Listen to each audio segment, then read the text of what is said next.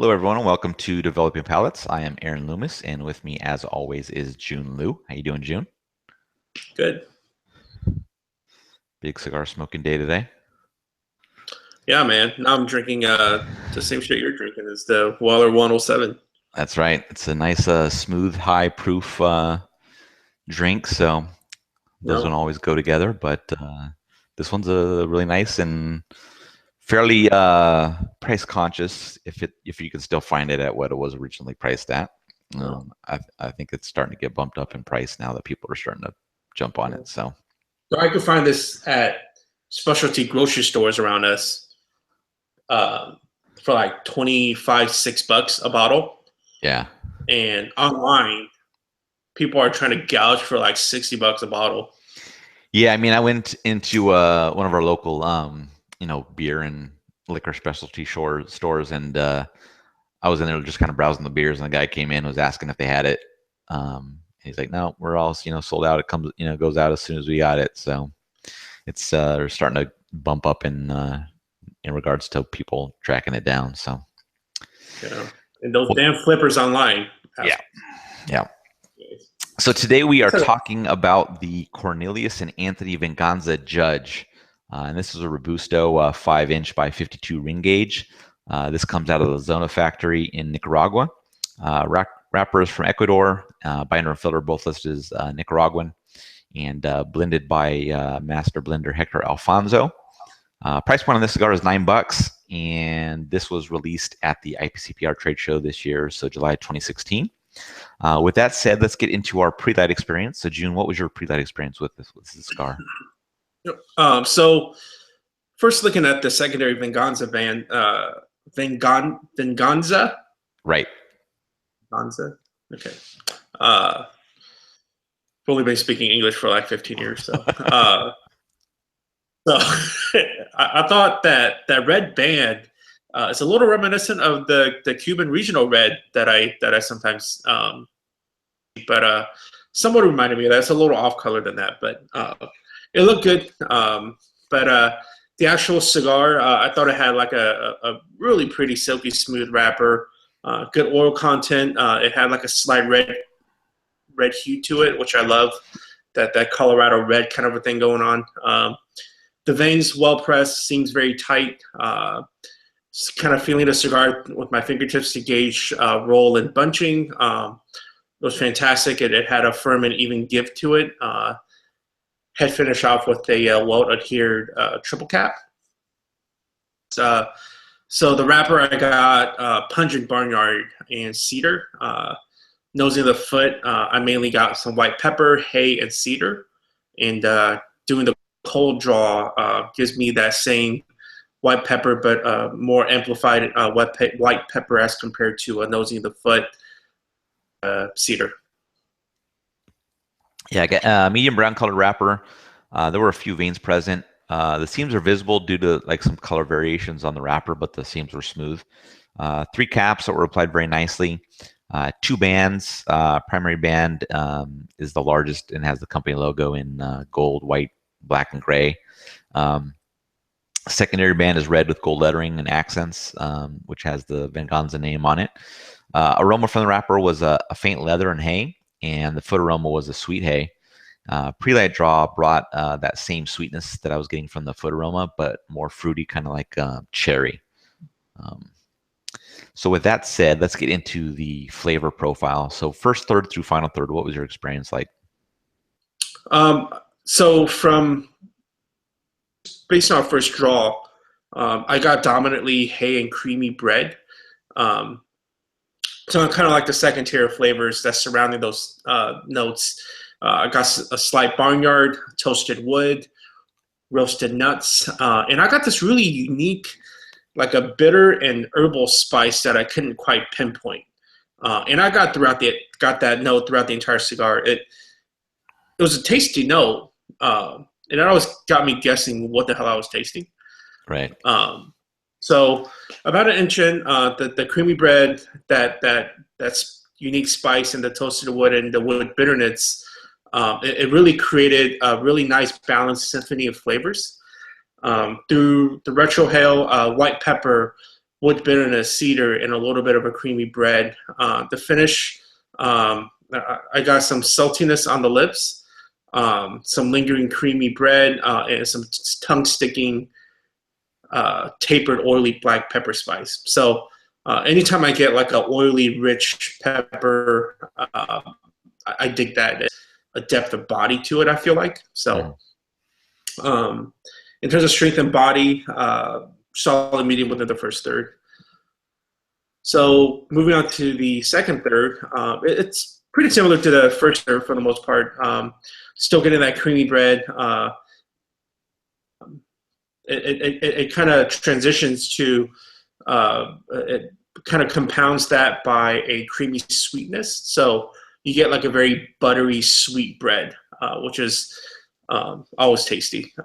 In conjunction to that, toasted wood, roasted nuts, is still that unique bitter herbal spice note that I was tasting. On the retrohale, it was a intensified white pepper spice, which was a welcoming note because the first third of the retro was the white pepper was there, but the second third I felt like giving it a little bit of a ramp up of that. It created a nice little transition and amplified flavors, which is always good. And in conjunction to that white pepper and that slight creamy bread, finish still that creamy bread, toasted wood, and the wood bitterness. And strength and body continue to be at a solid medium. Last third, it's making the second third still sweet, creamy bread, toasted wood, roasted nuts, herbal, bitter spice note that I was getting. Maybe it was like perhaps like a baking spice. Anyways, through the nose, intensified white pepper, wood bitterness, cedar, and slight creamy bread. Finish still creamy bread, toasted wood bitterness. And the interesting about the last third is that intermittent times, I got this really nice freshly ground black coffee note. Mm-hmm. And that paired really well with especially the earthy flavors and that creamy breadiness that I've been getting. Strength and body still at a medium, but at times I felt like the strength was kind of trying to edge to the medium full area. But for the most part, I would say it's a solid medium. Yeah, for me, initial draws were like spicy cinnamon and wood, and the retrohale was like a slightly dialed back version of that spicy cinnamon. And then eighth of an inch in, the cinnamon kind of settled down and let that woodiness kind of show itself some more. The retrohale was even fuller with what was like a black pepper more than the cinnamon. And then a quarter inch in, the profile was like slightly spicy cedar and a bit of creaminess. And the retro had also settled down some. It's still spicier than the mouth flavor was, though. And then an inch in, the cedar transitioned to oak while the creaminess was remaining there. And the retrohale was still spicy, but now the spicy cedar and the spice level had kind of toned down quite a bit. And then an inch and a quarter in, a bit of black pepper came in to mix with the oak and the cream. And the strength was just below medium full at that point. As the second third began, profile was similar to how the last one ended with that creamy oak and just like a hint of the black pepper. The retrohale smoothed out with a slightly spicy cedar and some addition of some cream. And then a half inch in, the pepper had gone away, and it was really just kind of that smooth, creamy oak there. The only spice was in the retrohale, and it kind of kept a bit of a zing in the profile. And then an inch in, a little bit of bitterness came into the profile that pushed the cream out. And the spice had also gone away from the retrohale, so it was just oak in the retrohale there. And then an inch and a quarter in, the bitterness remained, but it was very mellow and didn't detract from the oaky profile at all. And the strength had kind of dialed down a bit to right at medium. Final third, profile was oak, a little bit of the cream and bitterness. The retrohale was a warm oak. And then a quarter inch in, the bitterness went away and just that mellow, creamy oak remained. Half inch in, a nice char joined the oak, and a little bit of that cream remained in the background. And then an inch in, the flavors became a bit fuller. The retrohale also gained some minerality that went along with the oak that was there. And then an inch and a quarter in, some pepper joined in with the oak and the cream. And that's kind of how the cigar finished with that profile. And the retrohale was really just oak at that point. And then the strength had kind of bumped up just a little bit to slightly above medium. So let's get into performance. What was the burn and draw like for you? Burn wise, it wasn't the most attractive burn, but the good thing about it is it didn't alter the flavor. So I got total smoking time of right around 2 hours, which is a very respectable time for Robustos. Burn line was wavy the entire time. I had to touch it up with one minor touch up in the last third. But again, didn't affect the flavors after I did that. Ashes, it was a little flowery. It was a little flaky, but it was still fine because, none of it fell on the floor in my lap. And then I averaged about 1 inch of ash marks. Mm-hmm. The draw was really loose in my example.